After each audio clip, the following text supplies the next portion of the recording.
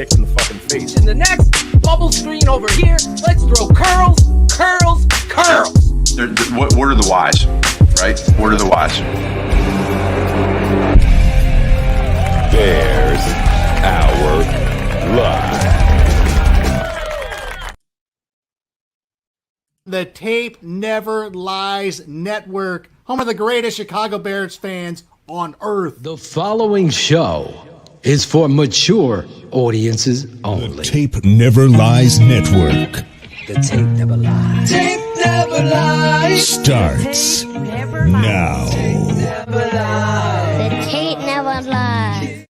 32 is the identity. We were kind of stuck in neutral, and I thought it was a good idea to hand the play calling over to Bill Lazor. Loses the football, strip sack, and a take. Bears our life. Bears our life. We go on live right after Bears games with your boys draft talking the smartest man alive. Yo, Bears our life. Bears our life. We go on live right after Bears games with your boys draft talking the smartest man alive. Ran up with a true analysis. You expect raw passion for the show. Bear fans get nothing less. Locked in with real emotion and passion for every play. Coach Phil gonna bring that range, but in with facts by shade. Post game show like nothing else you're gonna hear. Some can try to copy, but a bucket's not sincere. Delivering the truth on what just happened to be clear. That's why we're on TV so you can see it, not just hear. Hey, yo, with Draft Dr. Phil, you know it's always hit sticks. Splitting double teams like 96 Hakeem hits. You can tell the shit matters. Their love can be felt. Critical of Nagy cause the talent he's been dealt. As our life keeps growing, Shane's all knowing. Delivering the truth on how the QB's throwing. Dimes on time, just lacking fundamental. Whatever the case, we get hot like Cecil. Fiery discussion about what happened in the game. This ain't your daddy's postgame, so expect the fucking flame. Not for the average fan, a loss they can't survive. But don't you worry. Bears Our Live. Bears our life. Bears our life. We go on live right after Bears I don't think we're that much worse. The myth, the red legend, Dr. Phil Ototion. Because teams realize, hey, we gotta stop Matt. When you put that much into it, you don't let that. And the guy next to you said, "You son of a bitch, you better block." That's what happens. That's when you have a real good team. And let's get it on.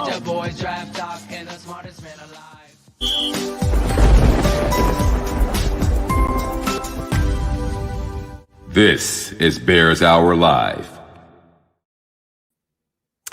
Hey, a little more of the same, Bears fans. Bears drop it 24-14 against the Green Bay Packers.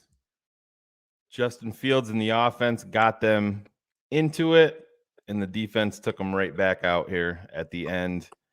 A little more of the same. Coach, How you doing, Shane? popping in here with us while the guys are setting up at the tailgate. 24-14, they drop it, Coach. Tell me what you saw and what were your reactions on what unfolded today. I like what they did in the first part. Yep. And I don't have my mic on yet, but I'll just finish talking. And then they got away from it because the Packers make adjustments and we don't. Yep. We don't make adjustments. That's the problem right there. The second thing that I see, which is most depressing, you're between a rock and a hard place. He's going to run the ball, and if they're not successful, he's going to action pass and come so deep that when you start to come with him, he's going to prolong his path. Yep. And he's got great receivers. They're going to get open, and that's what he does to hurt you. So what you have to do is you have to at least get to him. The number of times they got to him was wonderful. Yep. I mean, they sacked him 3 times today, right? Or is it 2? Yeah, Mac had one. But they got him. Yeah, it was about 3 times. I think it was 3 times. And that I see. And the third thing that I wanted to say is I think our team sucks in tackling. I mean, they are awful. Yeah. I remember when the Bears used to pound you with those defensive backs. They come up and slam you. These guys are hand tackling every one of them. Yeah. And number 4 should be playing JV somewhere. Totally because agree. He hasn't made a play this year. No. Not one play did I ever see him make. No, but he continues to run his mouth on the field, and it's hard to stomach, Coach, because Eddie Jackson was one of those guys that you want, the Bears planned on building this defense with, a ball hawking safety, and he got paid and he laid down flat. And it's been a continued pattern since he signed his extension. And it's just, I mean, my 10-year-old son who has cancer would put out more effort in tackling than Eddie Jackson does. It's the whole group. Yeah. The whole group. Yeah, it's a mentality. I'm sure they're tough guys, but they're not going after it with confidence. And it's just maybe too much pressure on them. And I don't know what it is, but they're not tackling. I mean, the whole team is not tackling except for the 4 down linemen. They tackle you and you're down. Yep. It's just unbelievable. Now, I got to ask Phil when he comes here, I hope to have better light. This is the only light I see. Yeah, no, I know he's got a switch in there someplace. When we get him, I know I can see him in the green room. They're starting to set up there at the tailgate to get everything. We were running into some technical difficulties like always, but I see they're still setting up. But Coach, we see this offensive line have a couple of games where they started to string some things together. To me, Cody White, he didn't even look like he wanted to get off the bus. The Bears left guard, Sam Mustipher, continues to struggle. He was awful. And then Fetty was awful too. Well, yeah, if Fetty was out, they brought in 70. Wilkinson replaced Fetty because Fetty was hurt. Yeah. But Wilkinson didn't have a good job. I thought that was Fetty. Yep, no, that's he didn't Wilkinson. He didn't have a good day. But Coach, speak on the quarterback. This is the thing, and I know Bears fans, and it's easy to buy into this. They think that the quarterback change is going to immediately make everything better, but as a head coach, there's going to be struggles along the way, and there's going to be bumps in the road that you just have to kind of ride out. But this is a terrible loss, and you have to look beyond the loss. You have to say to yourself, you got a franchise quarterback. There's no doubt in my mind. He just got to be. The one thing I don't see him doing, he comes off the field and he sits by himself. There should be a coach right there with him, talking about whatever he's been doing. Make the corrections. He's got to learn from what he's seeing. I mean, I can remember in the first series of plays, he got close to being sacked and got off a play, but there was a guy in the middle of the field, was a touchdown. He didn't see it. Yep. So that's what you got to, you pull him aside and say, this is what you see. You must have clips of this. They have these tablets like we do, and they run them back and they show you. You got to see it. It's got to be done. Every time he comes to the sideline, there's no bullshit, and he's not talking to another quarterback. Forget about that. Get one of those coaches who's the offensive coordinator. That's who's working with you. I mean, I can't see this kid getting better unless you do those things. You can't wait till the meeting on next Tuesday. Right. You got to get this kid to understand it during the game so he doesn't make that same mistake again. How many times did he get sacked today when he should have just lofted the ball? Yeah. He's got so much confidence in his physical abilities that he handicapped himself today. And he makes himself look bad. And it's too bad because he's not bad. He's good. He's really good. Yeah, and you saw today with Green Bay, they kept on, they're down so many corners, and then they lose another guy today. But the Bears franchise player on offense, Allen Robinson, who they tagged and they're paying a bunch of money to, you're seeing this guy getting locked up by a 4th and 5th string cornerback with zero separation, and fans continually are out there, really trying to kill the Bears about why they're not paying this guy. Well, you saw why they're not going to pay the guy moving forward today. Yeah, it's definitely there's things you can do. I mean, there's things you can do. You have to have a game plan. A, B, C. Yeah. A, you're running. He had a great first quarter. He comes down the field and scores. That was great. All of a sudden, they make an adjustment. It's time for you to make an adjustment. You go to a different set of things that they haven't seen. And that's the bottom line. You don't give him the same stuff that he's past that now. Yeah. You're waiting because this is his first game. This is not his first game. You got to make other things happen for him. Are we live or is it just you and I? No, we're live. We're live. We got about 900 people watching us live, Coach. I just texted Phil to ask him where the light switch is for you so you can see a little bit better. But he's hustling to get back to the when he gets on, I'm sure. But I got to tell you one thing. I'm not going to be with you long. I want to see New England.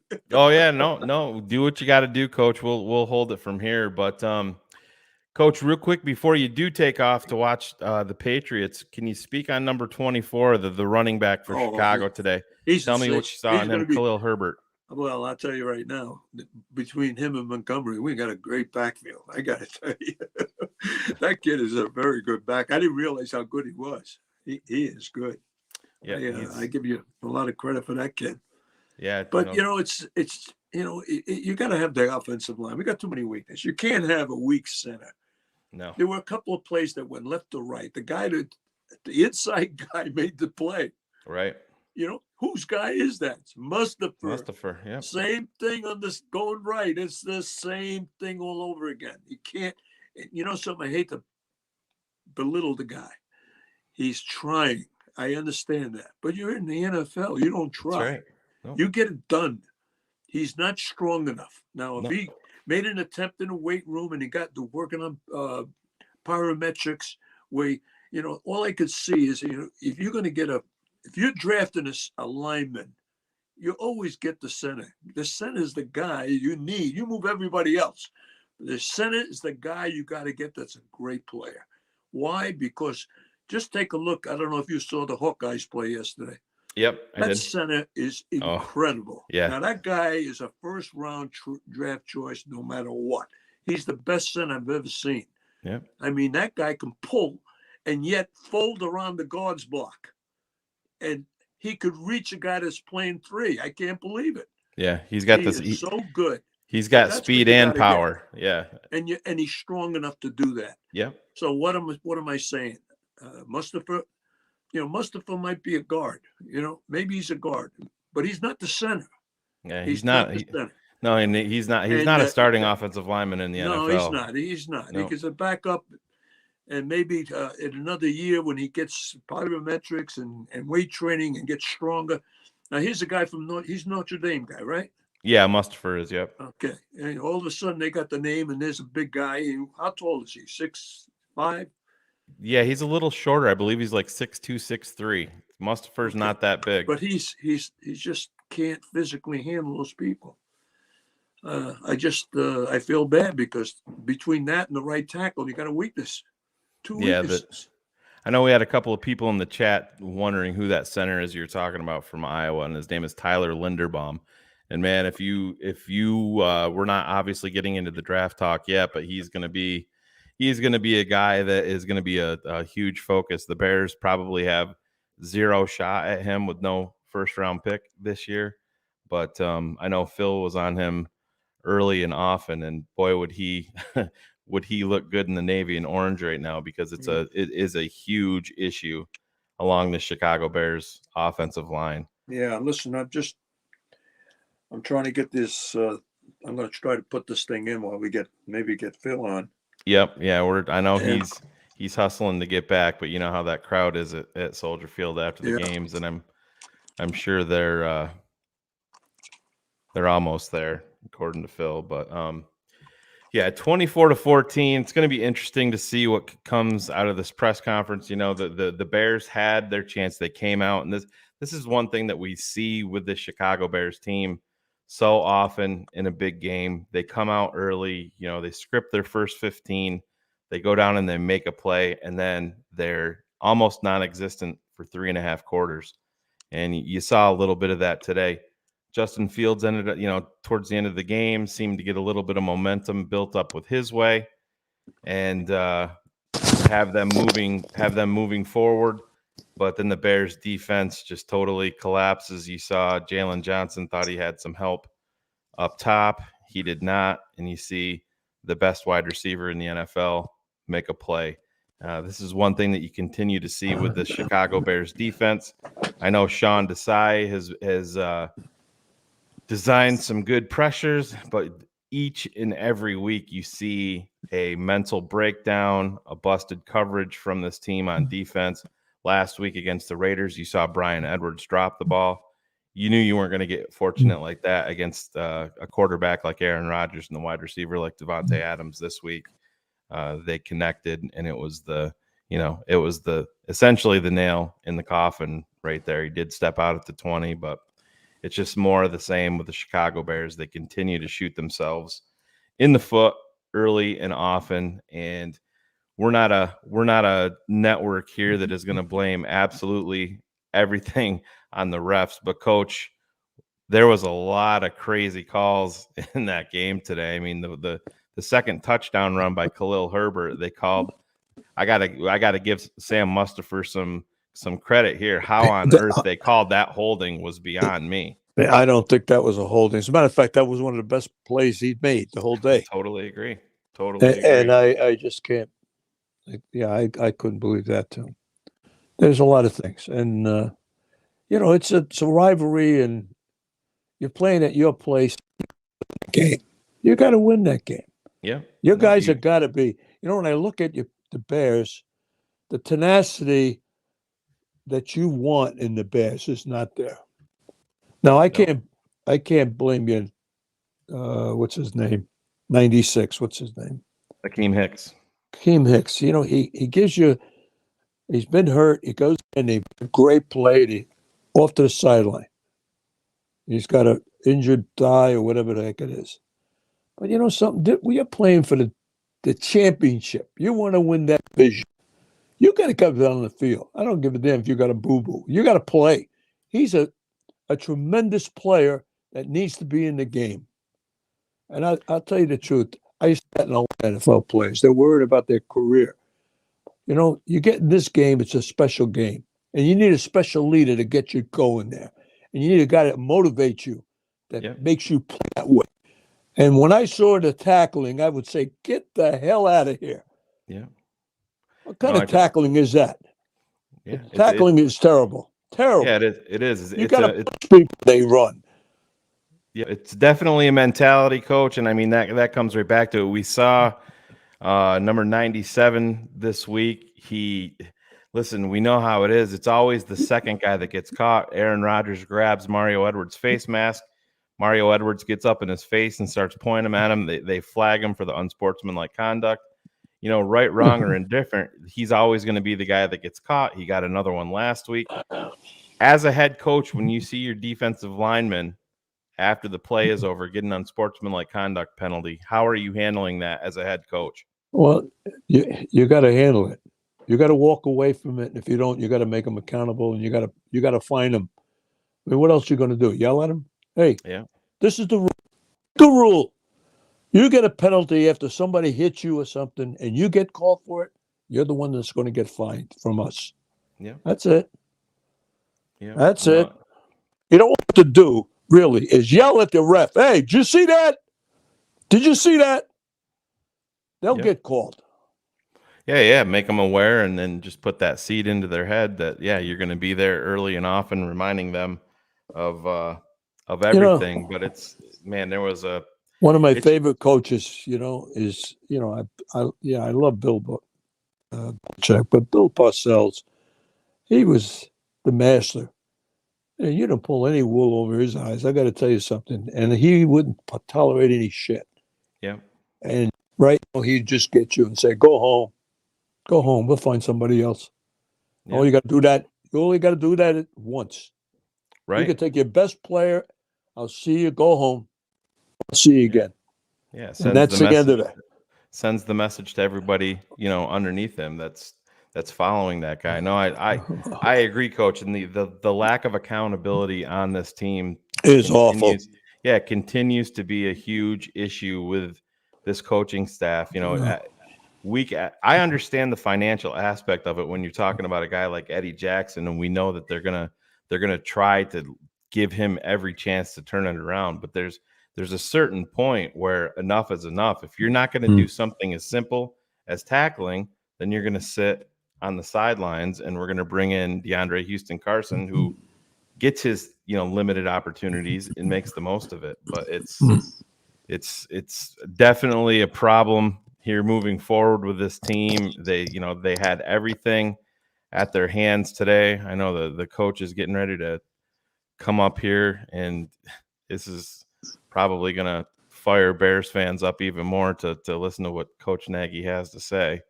But is he coming on now? Yeah, he's not up there yet, not on the feed that I have. But as soon as he hops up there, we'll get it ready for everybody and share it with them. But just to recap real quick, the Bears fall to the Packers 24-14, moved to 3-3 on the year. This was the battle for first place where you could pick up a game on your, arch nemesis. You heard Aaron Rodgers on his touchdown run, Coach. I don't know if you heard it on the TV feed, but the Bears fans were giving him some grief down there in the end zone, and he said, "Fuck you, I still own you," and just kept on screaming it to the fans in the end zone. Oh, and, my God. We didn't hear that. They must have put that out. Yeah. I knew he said something. He was pointing at them, but they cut it off. They cut it off. I can't believe he said that. Wow. Yeah. We're losing a little bit of your audio there, Coach. I don't know if you have a bad connection, but let me remove you real quick, Coach, and we'll go. George, can you pop on?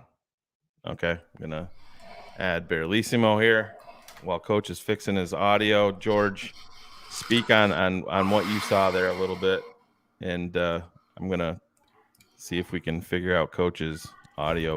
Talk about what you saw today.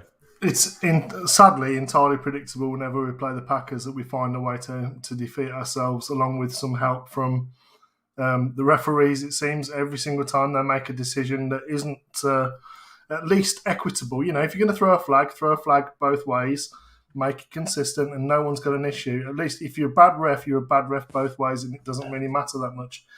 But if you're going to do it one way, a 14-point swing, that was offside. They did encroach. And, here we are at the end of the game, and it's just an absolute shit show, basically. That's the only way I can sort of describe it. All right, Coach, real quick here, I'm gonna add one of our guys here that I think that everybody's been waiting for. I don't know if he's Phil. Give me a thumbs up if you can hear me. Okay. Well, it doesn't look like his feed is very good. Try to add him here. Well, I was worried about that feed there at Soldier Field. But George, talk a little bit more on it. I'm going to try to give him a call. Yeah, no worries. Yeah, the problem is that you have to have things going right for you, don't you? At the end of the day, if you're going to be able to beat the Packers, you've got to at least have an equitable chance. You've got to be able to do things your way. And we saw the first drive, Coach Bill Lazor called 3 tight ends under center, pre-snap motions, the whole 9 yards for the majority of the drive. We're moving it 9-10 yards a clip on the ground, moving it whenever we need to in the pass, and we go completely away from that, and we go lack of motions. So we struggle with lack of motions. And it becomes very, very easy for a defense to cover. At the end of the day, when you start getting to long situations in the passing game, they just drop off in zone. Okay, just complete it underneath them, because you're still going to have to be able to do it. And the problem is we've got both Whitehair and Mustafa who both struggle against power. Kenny Clark is that. Their defensive line on the interior is built to be powerful and to be able to stop the run and get a bit of push. Kenny Clark, seems to have our number every single year. This is what the Pack do. It's disappointing at the end of the day that the refs, again, are a talking point where they've interfered in the game. When, if the Packers beat us fair and square, fair enough. But some of the holding plays that they got away with were just ridiculous. And it wasn't being called both ways. And like late hits on Justin Fields is going out of bounds. The guy didn't get ejected for a helmet-to-helmet on a guy who's given himself up in the first half. Yeah, that's right. You're right. Am I being a homer, or was it just not equitable? Because that's the way it seemed to me.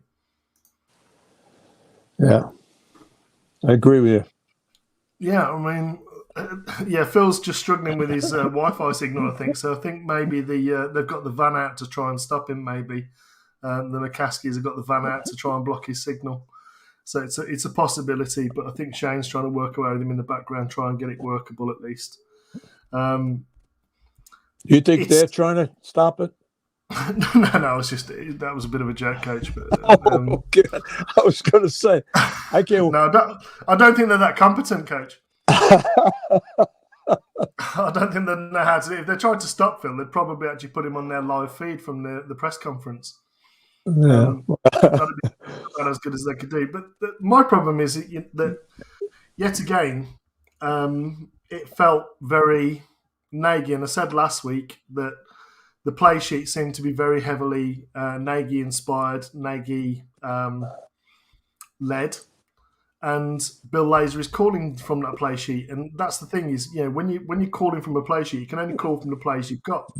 And if that's 90% Nagy, it's going to look like Nagy's offense. And when you get into long situations, that's sort of that's West Coast spread, pre-snap motions and levels. It's only going to work so much before they start sitting deep and say, okay, we'll give you the underneath, and that's George, that's kind of where they went.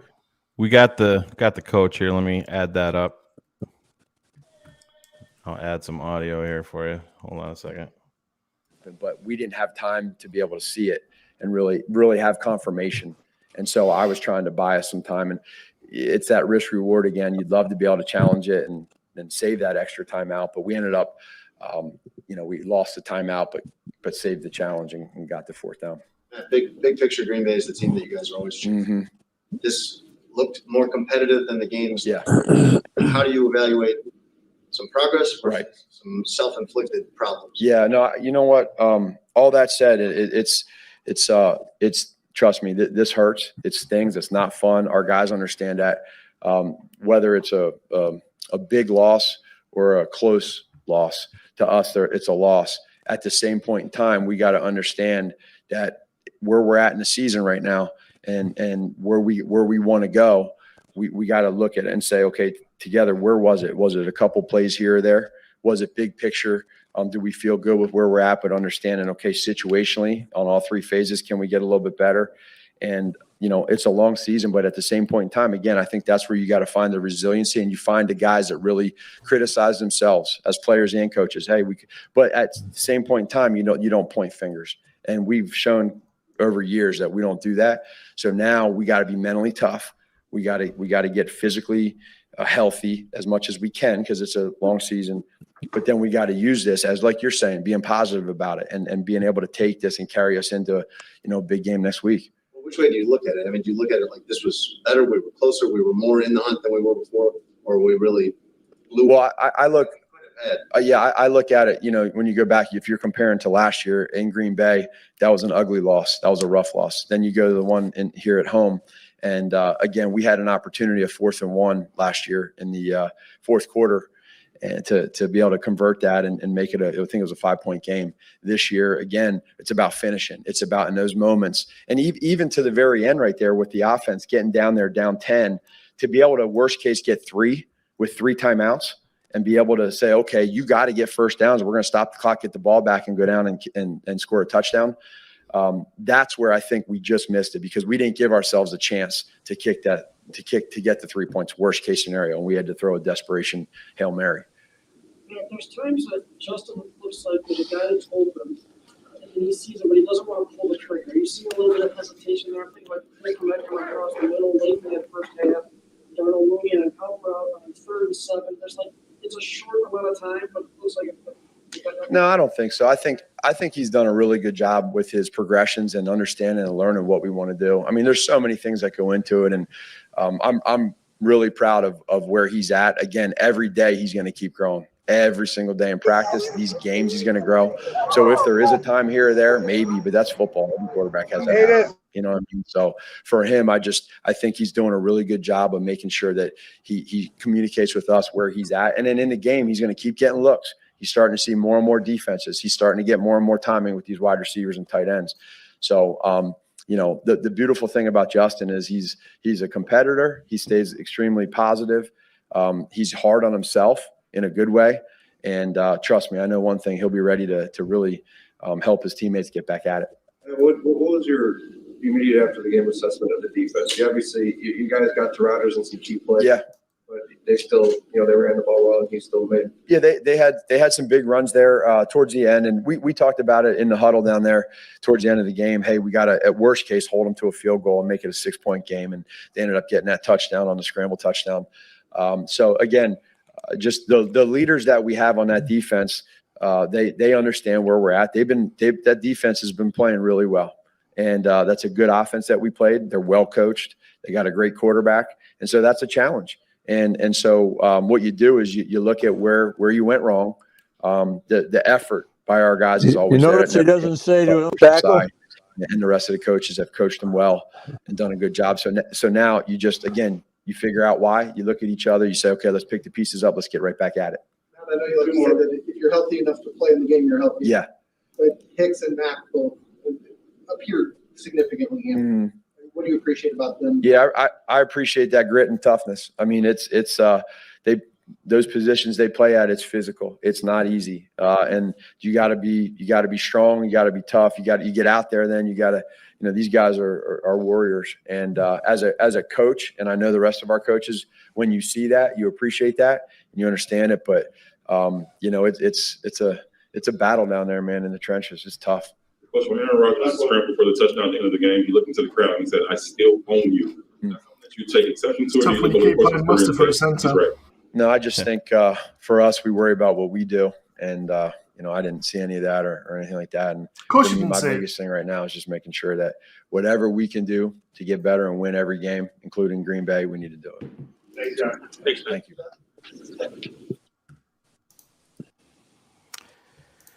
Oh, boy, it gets a little bit hard. I'm going to try to add Phil here, see if he can want to remove that comment, George, and I'll try to throw him up here. Yeah, sure. See if we can.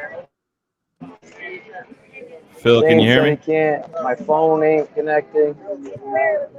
Phone isn't connecting.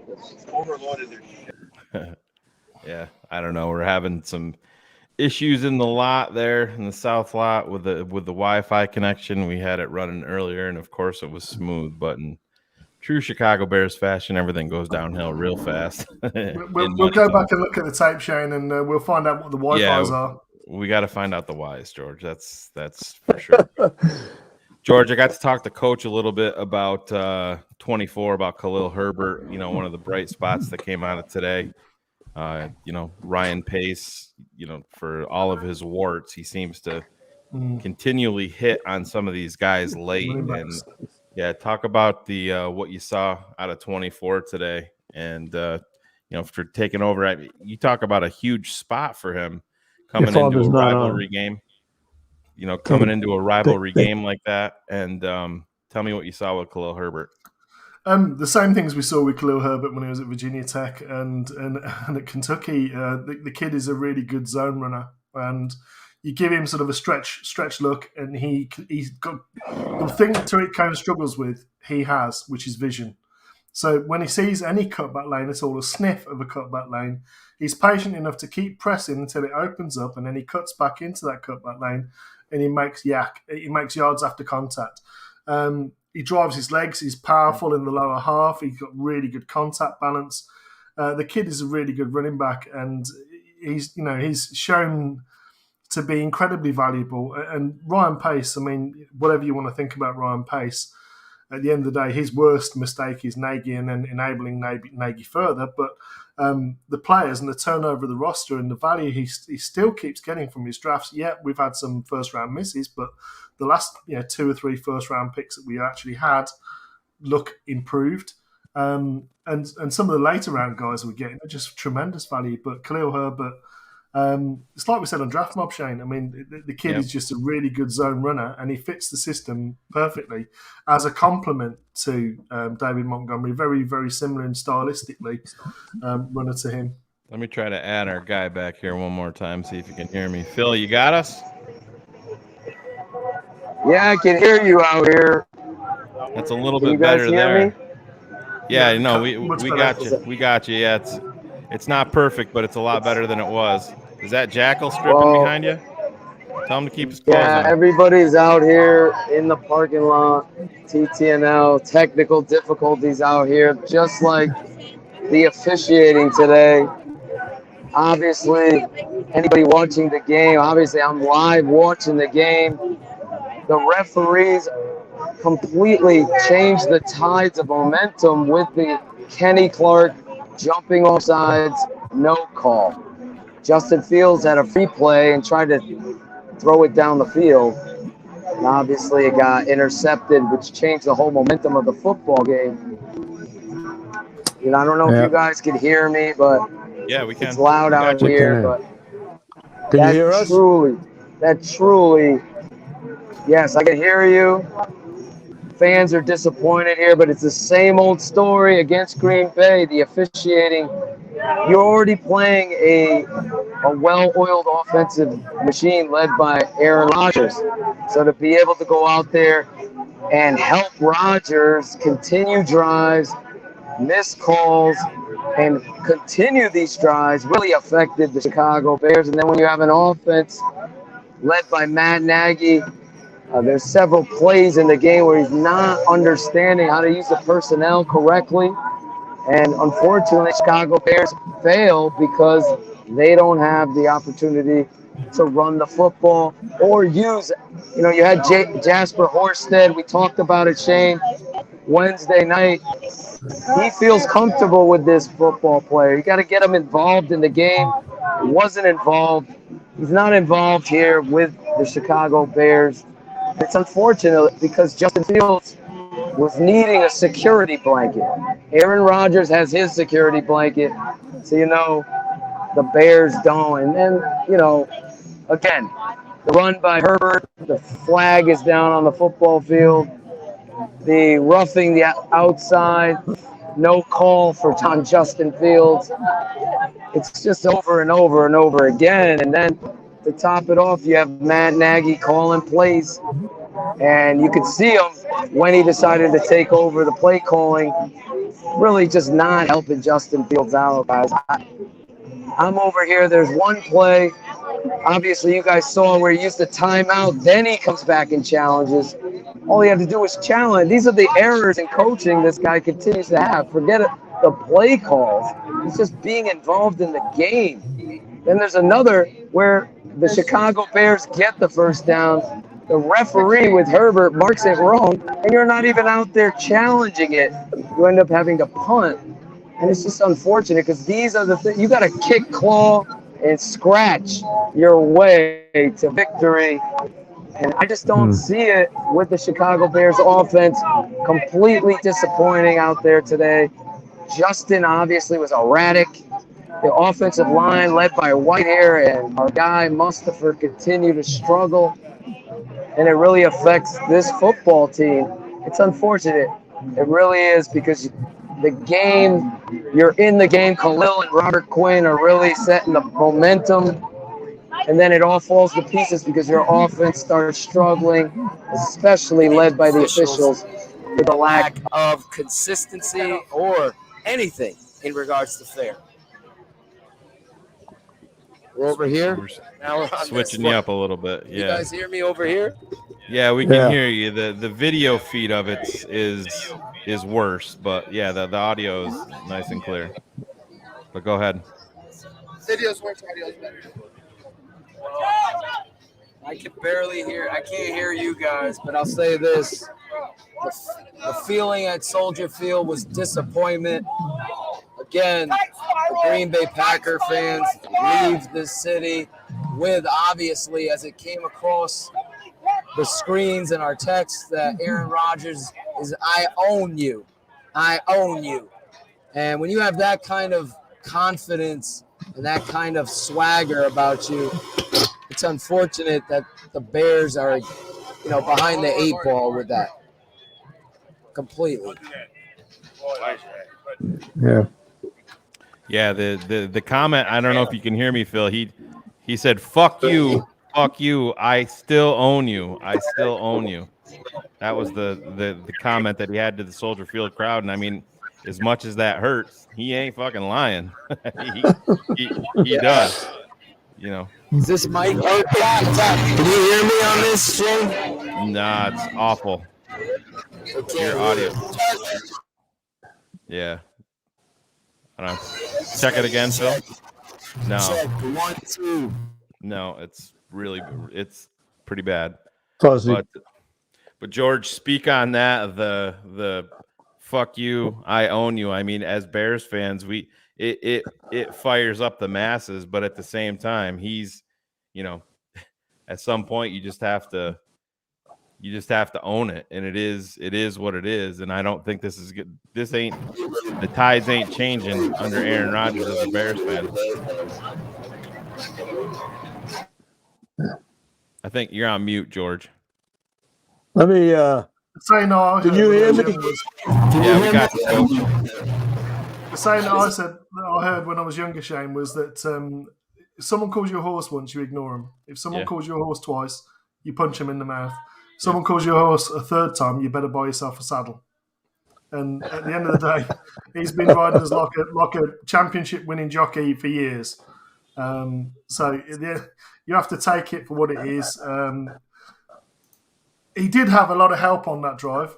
Sure. I mean, there were 2 massively missed holding calls. But at the end of the day, the guy just finds a way to rub it in and do the discount double check thing. And it's just he gets under our skin more than I think that we ever affect him. So it's pointless until that guy's gone. And Nagy's gone. I think it's pointless for both of those hopes. Really, at the end of the day, I don't think we're going to beat while Rodgers is still there, and I don't think we're going to beat them while Nagy is still here. Well, Phil? Can you hear No, me? your audio is terrible, Phil. Phil, can you hear me? This is your dad speaking. Can you hear me?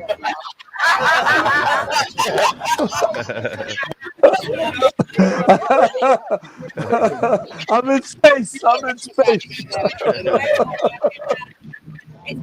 Listen, the kids are okay. You don't have to worry about that. All right. And I'm going to say goodbye to you because I'm going to go watch New England right now. Yeah. So God bless you guys. Thank you so much, You Coach. don't deserve this loss. You don't. No, we don't. But we're gonna, work through it. We're gonna keep building and stacking some talent, and hopefully they can make some changes here in the offseason. But we appreciate you stopping in, Coach. Go watch your love you, Coach. Your winning franchise upstairs. And I don't know about that right now, but but they got a lot better history than we do. That's for sure. No. Well, listen. Anyway, bye, guys. Appreciate it, Coach. Bye, Coach. And my love to Riley. Yeah, thanks, Coach. Appreciate it. All right, buddy. Bye. Yeah, enjoy it. Check 1, 2. Can you guys There hear you me? go. There you go. Now we can. Here we go. Obviously, the people here can't hear me, but guys, I don't know how much you heard earlier, but the story of this game, George, Shane, is the officials to begin with. I don't know if you heard me earlier, but the offsides with Kenny Clark jumping offsides, getting that free play, everybody in the stadium saw it. And then it turns around on top of the Bears with the turnover. So you went from 7-0 driving down the football field to possibly, at the very least, make it 10-0. And being the driver's seat, all of a sudden you get deflated. Everybody in the section saw it. Even on the replay you see, the reality is he was offsides, but unfortunately the refs had their hand in it. Then you have the roughing the passer. You can't even touch anybody out there except the Bears quarterback. This kid's getting taken down on the sideline, torn down. It becomes unfortunate for the Bears, and you guys saw it. And then Matt Nagy, Tamir Bird dropping the football. Khalil Herbert on a screen dropping the football. Mooney dropping the football. If you're going to play against the Green Bay Packers, your arch nemesis, you're going to have to go out there and play perfect football. Everybody in unison, including the head coach, who clearly is in way over his head in the biggest games where everything fucking matters and the whole city is there for you. You continue to drop the football and not understand how to use Justin Fields in the right way. And It's so unfortunate, guys, because you had an opportunity to really steal one here and set the tone of what you're going to do. But it's the same old, Nagy gonna Nagy. And that's really the story here out in the parking lot in the South lot. Everybody was excited to see this Justin Fields, see if he was going to be the penicillin to what it is that, the Bears have consistently done against this rival, and that's let us down. And today they did the same thing. They let all of these fans down, city of Chicago down. I don't care how Matt Nagy tries to twist this. It's the same old, Shane.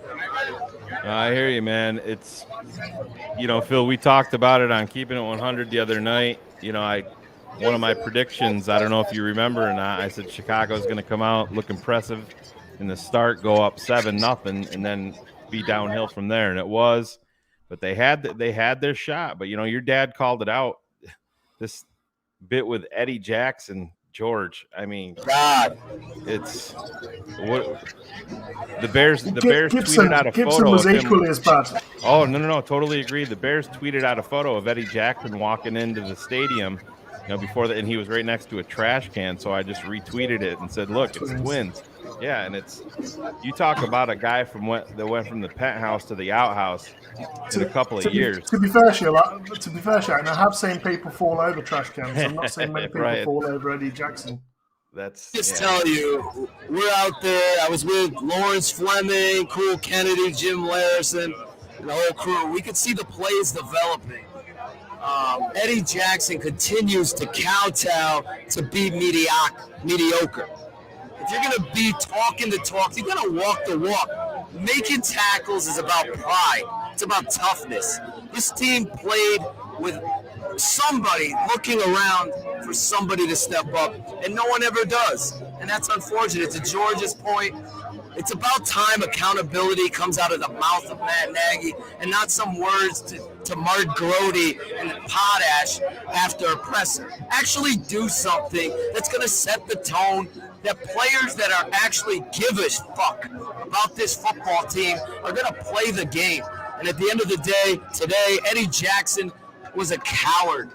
He's a sore spot on each and every week. If the only thing consistent is his inconsistency, and it's really frustrating because, again, I'm witnessing this stuff live, and the Packer fans are talking their talk, arrogant fucks behind you, just laughing making fun of Justin Fields, and Justin Fields is like the child that's being neglected. And Matt Nagy just doesn't understand how to incorporate him to Justin's offense, not Matt Nagy's offense. It's Justin's offense. And then the running game, obviously, there was missed opportunities. Even though Herbert ran some great plays, he missed some holes. He missed the cutback. Get up the field. Just get the first downs. Keep the drives alive. I don't understand Matt's love for Demir Bird, guys, but it is clearly evident. Like, if you're going to get a screenplay, you better fucking catch the fucking ball and get up the field. That's your one shot. You're looking at your hands, spitting on your gloves. No, go back to grade school, get another guy to fuck in there, start holding people accountable. The city deserves better, and it's unfortunate for Justin because he's being held back by a coach that sucks. He's awful. And I get so fired up about it. Obviously, unfortunate with the technical stuff. All these fans out here want to hear me. They can't, but you guys can. And all our TTNL. Let me say this real quick, guys, because I know you guys could carry the load. TTNL this weekend was an emotional thing for me, because Shane, my partner, wasn't there, or George, to experience the reality of love that this city, these fans from all over the world have for this network. It's my responsibility, as much as I don't want to walk all the way over here with this hoarse voice and talk about this piece of shit coach and have the trolls try to make up excuses for the continued letdown. gotta spit my fucking dick of gum out because that's the only real coach we've seen here that has an attitude and has accountability. Until we fucking get that, the TTNL fans have more understanding what they need to do with this defense and this offense than the head coach. No one's going to clear that up until the McCaskies grow a set of fucking balls and start saying, knocking on doors telling Nagy to go, not Nagy to make the right choice of who should be playing. I just can't believe what I saw there because you really did, Shane, have the opportunity to knock these motherfuckers out and tell them, hey, there's a new era in the division, and unfortunately, this fucking ugly, piss-ass green, yellow jerseys walking out there, listening to Bears fans say the Packers suck, but when we really know, no, they just embarrass us again, and it's unfortunate that we have ownership that continues to travel this journey, George, with Matt Nagy. It ain't gonna fucking change. I saw it today. This is the rivalry game. This is the showcase. Guess what? You're last in show. And Justin and that crew deserve better. I'm serious. Because it starts up front. White hair, Mustafa. Get the fuck. Mustafa experience is over. Okay? That's like trying to build a fucking amusement park next to Disney World. It ain't happening. Let's go. Move on. Get a center in here. I don't care if you feel comfortable with a veteran. It's got to happen. You can't do this. You can't do it to the kid. And this offensive line has to come out better next week. It's unfortunate, though. We really had an opportunity. Yeah, they continue to do the same things over and over, Phil. I mean, I don't know if you got to see the replay on the Jumbotron of Sam's snap that Khalil Herbert ended up jumping on. I mean, it never got off the ground. Yeah, we saw it. The replay stuff was hard here. Like, you pay all this money, want to see some replays, want to see some understanding. Here it is. I can see it now. You guys put it. Oh, my God. We never got a replay. We just got a replay of the recovery. But look at this fumble. He doesn't even get the ball up. He's like a freaking 90-year-old without any fucking Viagra. You got to get the ball up, bro. Got to get it up. Let's be honest here. Sam Mustafa continues to struggle. It's just unfortunate, man.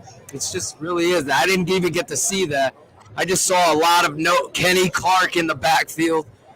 The Green Bay Packers, once they got that lead, they started having a different swagger on defense and really were game planning for Justin to get escape.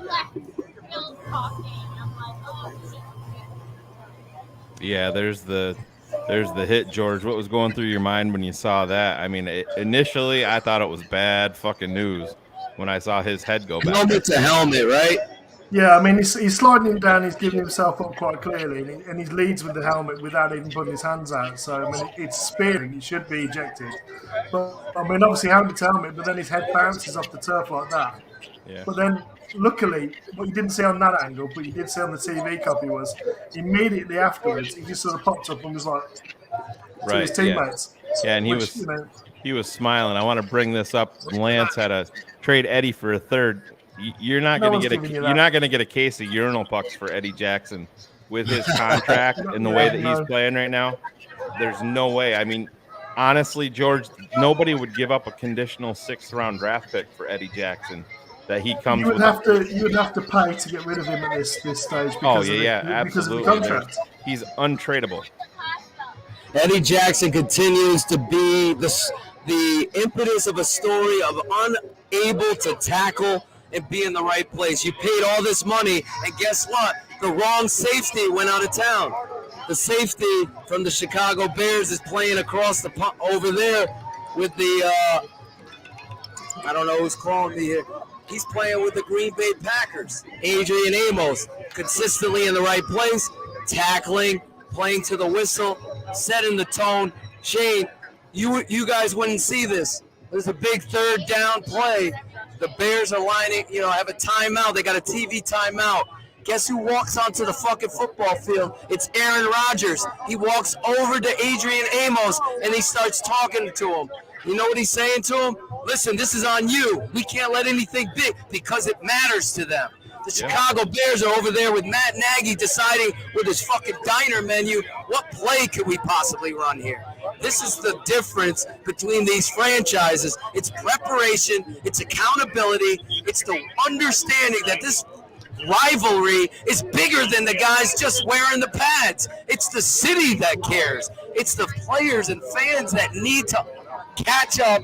And Matt Nagy does not know how to sell these guys that every maniacal inch matters in a game like this. This is a rivalry game, and you're playing against the best quarterback in the NFL. It's got to be better than that because he's getting every break. You know it's going to happen. I mean, the whole crowd is on their feet cheering for the Khalil Herbert. You can feel the momentum. All of a sudden, there's a flag on the ground. Phantom hold, and you got to overcome that. It's like the refs 10, Packers 7, Bears 7, and that's really how this game is. We're going to watch the tape. George will send me the tape. We'll cut the tape. We'll break down the tape. At the end of the day, from the all-22 angle, I can tell you, with everything you had going, with Khalil and Robert fucking Quinn playing their asses off, Akeem Hicks out there playing his ass off, you couldn't capture the momentum because you don't know your fucking identity. It's really that much. All the other stuff, refs with a huge 80%, yes, we're going to look at it. Terrible calls in critical moments, but Matt Nagy gonna Nagy, Demir Bird, curls, bubble screens, missed opportunities. It's the story. These drops don't happen in New England. These drops don't happen in Carolina or the Rams. These are the Chicago Bears, and at some point, Matt Nagy can't pass the buck on to the next people. He's got to look in the mirror, ask the whys to his wife. Why did you marry me? Because I shouldn't even be the fucking coach of this football team. It's disgusting, Shane, out here. The fans are let down. Once again, the Packer fans get to walk out of here, arrogant pricks as they are, including my niece and her nephew. And that's the reality of it here at Soldier Field. It's disheartening. It's disappointing. And at the end of the day, it's another, okay, we're going to look at the tape, and we're going to try to be better the next time. That's not how you do it when you're trying to win and build a culture of winning. Phil, is that Cody White hair behind you live on scene? Yes, it's Cody White here. Watch out. Did we lose him? Okay, yeah, I'm coming. I've got a dip, Shane. All right, man. Yeah. There he is. Yep. Greg Braggs. Appreciate you, George. See you later, man. George had to bounce. Okay. George can go for the Jesus. Listen, we're live out here. We can hear you. So what? Yeah, no. What we wanted to know is, you have the different perspective there when you're in the stands.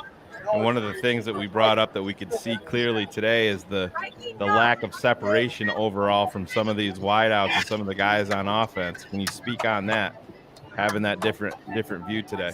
Well, you saw Allen Robinson get open, deep. He double clutched on it. He felt pressure from the pocket, so he turned around and took off running. There's a few plays, but to your point, to your credit, it was again, you're going into gun all the time. You haven't established. You got to block up the front, allow him to throw three-step game down the football field like that. This guy can't get it. It could be a totally different game if he established those edges and blocked that interior to allow Justin, even if you're running two man out with a third leak, you're going to get some downfield opportunities, but he couldn't hold up protection. So the guy's running around, and again, Justin was erratic.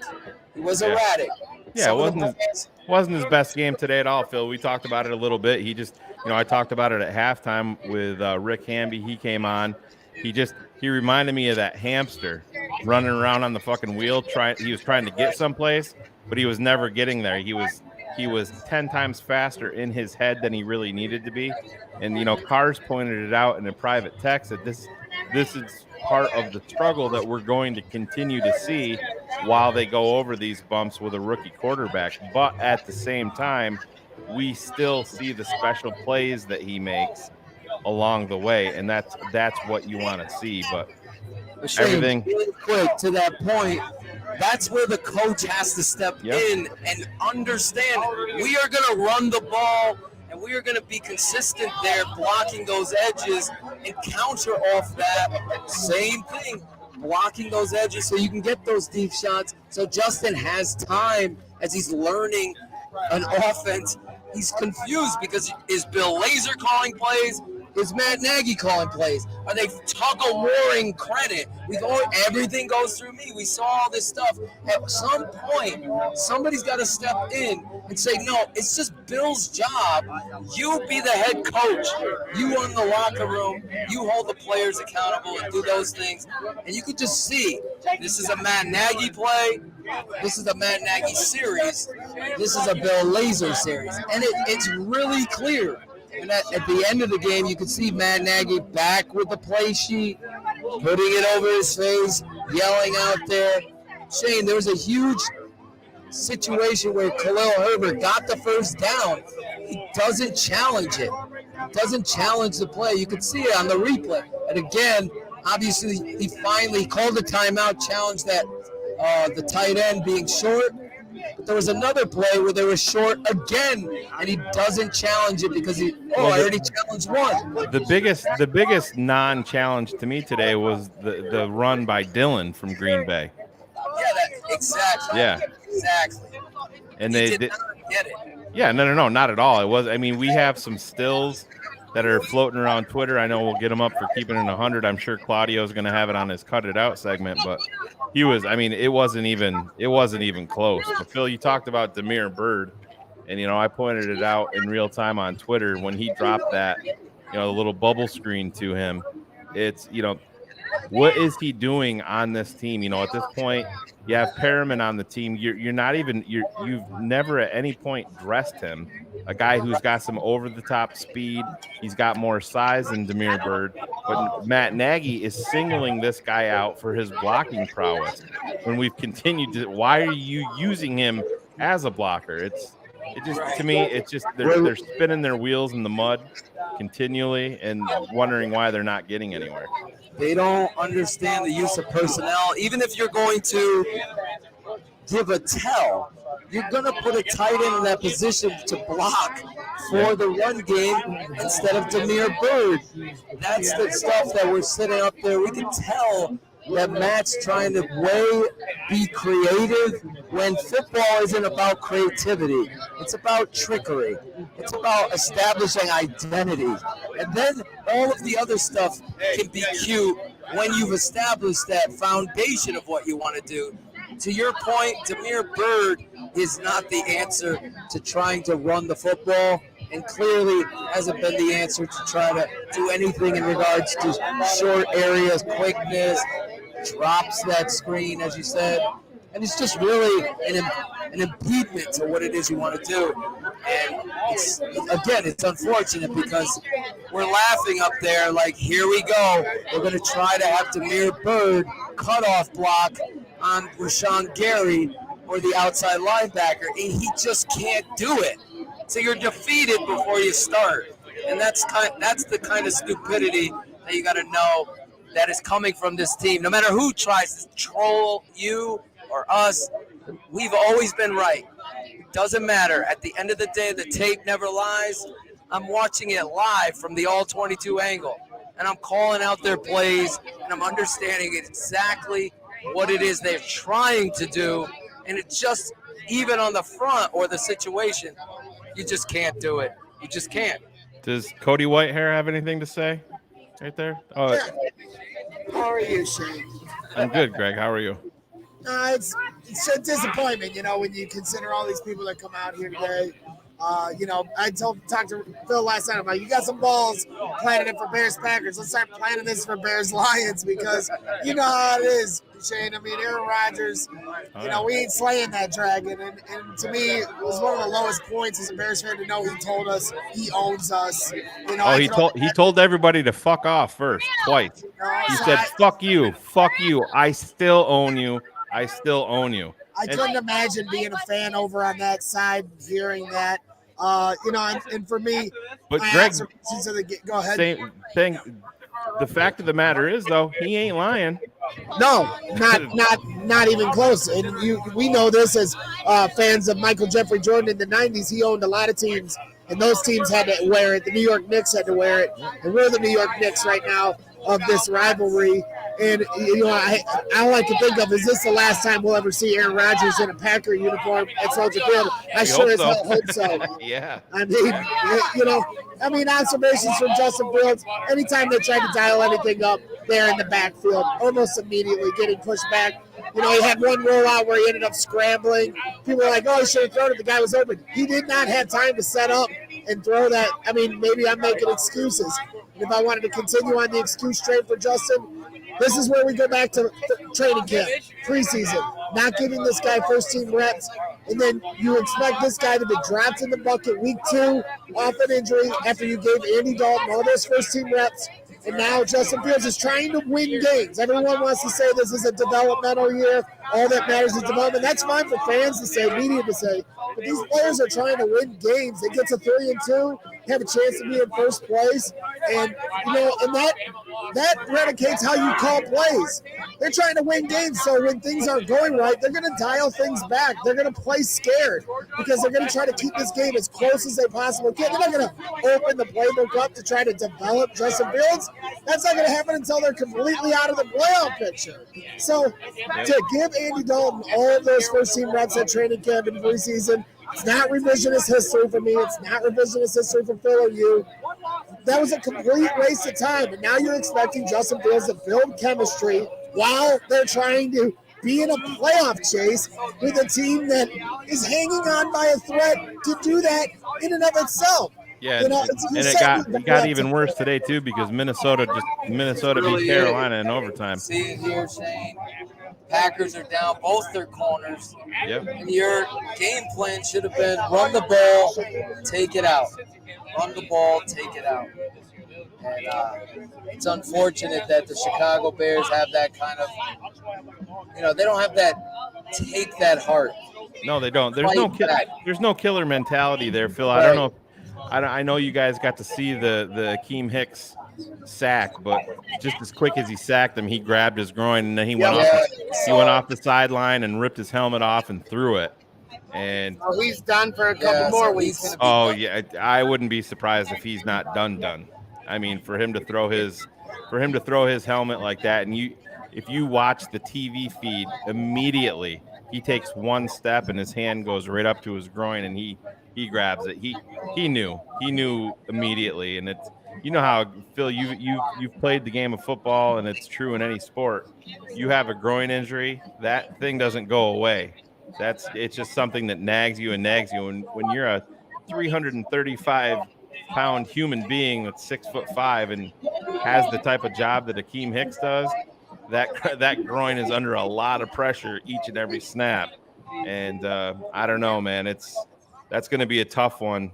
He's got a lot of heart, but still, I'm not expecting to see that guy back anytime soon, if at all. It's unfortunate because you just got him back. You think you're going to have that kind of weapon, and he was there. His presence was felt, but you got to pick up, move on. To your point, though, this is something that he's going to have to rest, get better until he's 100% back, because he can't continue to have players active and then they can't continue to play and get hurt like that. It's unfortunate, but that's the game of football. And the Chicago Bears really came out the gate with their defense like they did in 2019, opening night of the 100-year. Very similar feel here. You could feel like, all right, they got this game. Their defense is going to be the lead dog, and they're going to handle it. The offense just couldn't get going after that momentum-changing, terrible no call on Kenny Clark. It's the reality of the whole. He jumped off sides. It was evident. I'm jumping up. He's got a free play. The whole stadium He's got a free play. All of a sudden, he throws it into the end zone. Interception. I'm like, there's no flag down? People in front of me are holding their ears. They can't believe it. No one could believe it. Yeah, and that's the sad part. You had the mouth breathing Bears fans on Twitter, trying to figure out, I don't even want to name the guy, but he was out there running his mouth saying that that's all on Justin Fields because he's expecting a flag, and learn fucking football, man. That's not the way that it works. It should have been the guy was clearly offsides. How many fucking touchdowns has Aaron Rodgers thrown over the fucking years on a free play against this team, against the Chicago Bears? He does it week in and week out. We saw it today, but listen, I'm not going to put this entire game at the hands of the refs. Yes, there was some horrible calls along the way, Phil, but at the same time, the Chicago Bears, even if there's a game where there's not questionable calls, they're going to find a fucking way to shoot themselves in their own fucking foot. That's the one thing they're consistent at. It really is. Certainly against the Green Bay Packers. Yeah, and that's the thing that drives me the most nuts. The Raiders, they didn't, have as many of these moments. It's something in the psyche when Green Bay comes to town that this team can't play functional football, and they play scared. I just want to break in here a little bit. I got Mikey Tenorelli. What's up, Mikey? I want to shout him out for setting up this tailgate with Sammy. And you guys really came out to bat for TTNL, really set this up, made everything, obviously a little technical difficulties, but the other night, last night, obviously, but then today again, to come out here, support what we're doing here at TTNL, and really understand, the passion and everything about this network.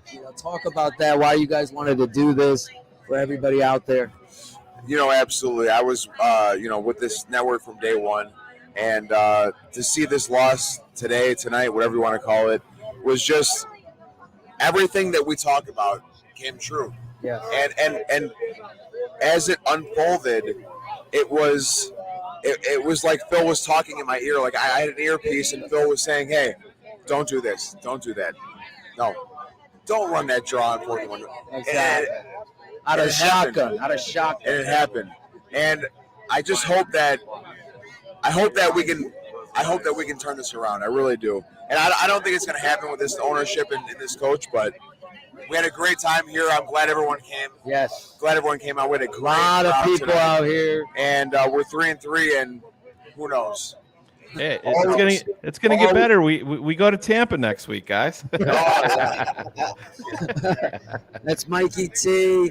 I love this dude. These guys out here were phenomenal. It's an amazing showcase of what this network is. Last night, we just had all TTNL family. This guy right here, Sammy the Bull, brought us all together. We were down at the Crossroads Bar. And let me just say this.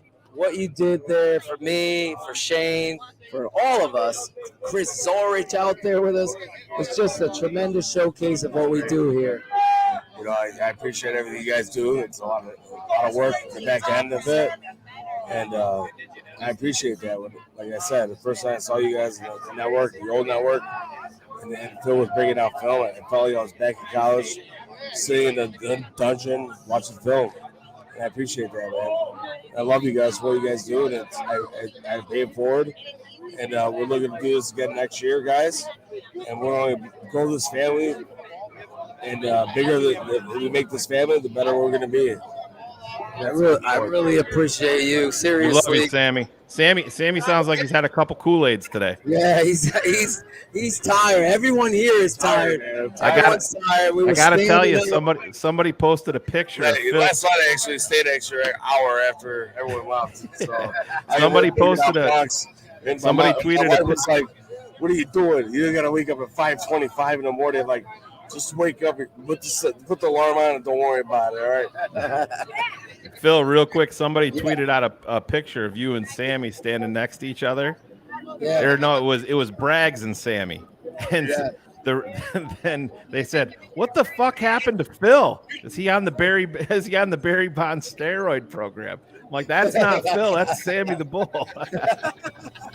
Yeah, it wasn't me. I'll tell you that. Everyone was shocked how big I was. Like, holy shit! I was like, you're a big dude. I'm like, yeah, I'm tall. I did not know how big Sammy the Bull was, but now I know why he has that nickname, Sammy the Bull. Yeah.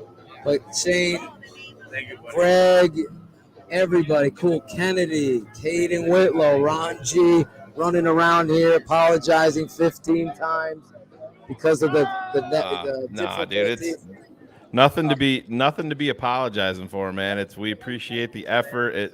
You know how it is, man. We adjust on the fly. We know the whys and we figure them out immediately. We transition. We don't need to go back and look at the tape for shit like this. We roll with it. We make it work, and that's the TTNL way. Yeah, it's a tough one to swallow here because last night was just so epic. I know you couldn't be there, but everybody, it's like a chorus. Like the only thing missing is Shane, and we're gonna make this happen again next year. 100%. And obviously you and Riley get out here together with us. Damn right. And I can't thank all of these guys enough. Greg Braggs bringing the food out here. My wife, Steph. Just everybody, Alex Acevedo, the swag man, just everybody out here working together, showing the team. Is that Claudio? Packers still suck. Packers still suck. Right, Shane? That's all we know. Fuck the That's all we know. Packers. The whole show could have been just summed up with that. It's unfortunate that they get to go out there and they go out of their way to rub it in, and now they have the right to do that. I keep it 100. I'm listening to Bears fans screaming in the tunnel as we lost, saying Packers still suck. You know what? Shut the fuck up. Take the L. How about Nagy still sucks? Because that's going to be the only way. That's the only way. I'm going to keep saying it. I don't get fooled. This ain't fucking Halloween. I ain't trick-or-treating. Matt Nagy's the biggest problem facing this football team going forward.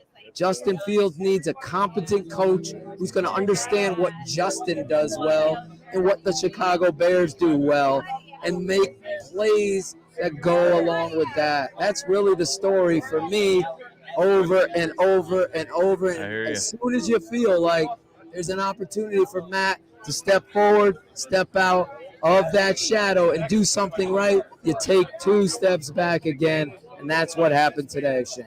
All right, Phil, real quick, man, while you grab everybody from TTNL and get them everybody behind you. We're gonna sign off with everybody screaming. Bring all the fans. TTNL fans over here, the friends of the network. We got Jacko here. Wait, push Braggs. Braggs isn't on TTNL. You can push his ass out. We got everybody out here. Let me push this up like that. Not sure if everybody's focusing on the fans. How Sharice stepped in. Get you in here. Oh, there's Ivan. Uh-oh. Where's Ron G? Ron G's got to get in there. Where's Ron G? Alex Acevedo's over here. Get in there, yeah. Get over here. We'll sign off the right way. Get Steph in there, Phil. Where's Steph at? Steph, get over here. What's up, Alex? Season over, probably. We love you guys.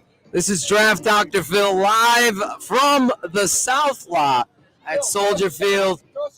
Shout out to our guys here, Honora Whiskey. My boy Chris Zorich, support them. They've been amazing out here. I had to drink 2 shots of this shit, and I'll tell you, it's smooth. It's really smooth, like butter. Listen, maybe Matt Nagy will be drinking some of this tomorrow, fire himself. That'll be my only hope. I love you guys. Bears Hour Live.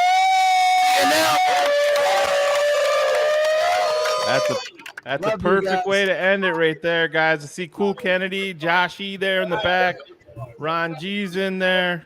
Alex Acevedo.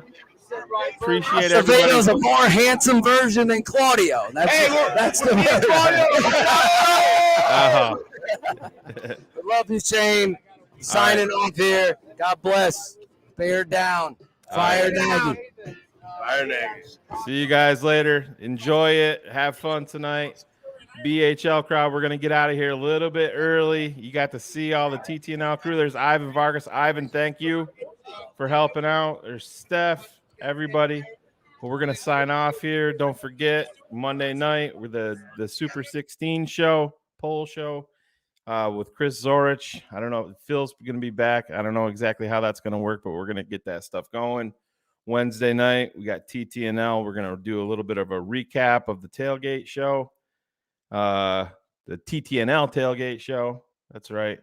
But yeah, hey, Bears drop a hard one, but we're calloused, as they say, as Bears fans. We're used to this. But don't forget one thing, Bears fans. We got the guy. We got the quarterback moving forward. I have confidence in this kid. There's going to be some warts. There's going to be some bumps along the way. But he's the type of kid. I think he's resilient. I think he knows what to do. I think he's going to figure things out. It's a lot of questions along the way, coaching staff, management, and everything else. But got to have the quarterback moving forward. So everything didn't go perfect today on the field, off the field, at the TTNL tailgate in terms of BHL, but we appreciate everybody's effort. We switched things up here off the fly, or on the fly, as I should say, and make it work. But we appreciate everybody coming out, and we're going to wrap this up here. 24-14, Bears move to 3-3 on the season. Tampa Bay coming up next week. NFL season doesn't stop. TTNL doesn't stop. We got to go out and get a W next week. Thank you guys so much. Appreciate you. We'll see you on Wednesday night. Thank you for watching Bears Hour Live, the best post-Bears game show on the planet, on the Tape Never Lies Network.